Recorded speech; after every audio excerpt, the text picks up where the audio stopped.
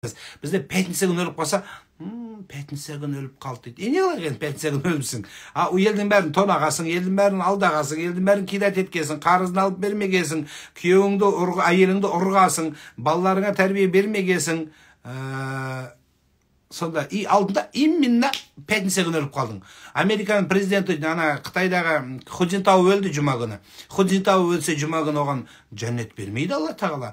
Худзинтауға, сондықтан солай жандар оған қарамайды. Сіз жұма күні кеттің ба, четверіктен күні кеттің ба, айтма, маған сен Меккеге барып өл. Айырмашылығы оған емес.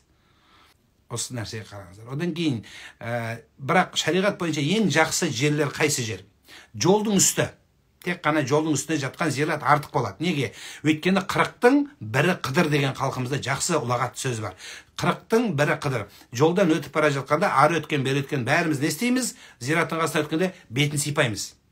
Демек, сол біреудің дұғасы қабыл болса, сіздің жол жатқан зират артық болады.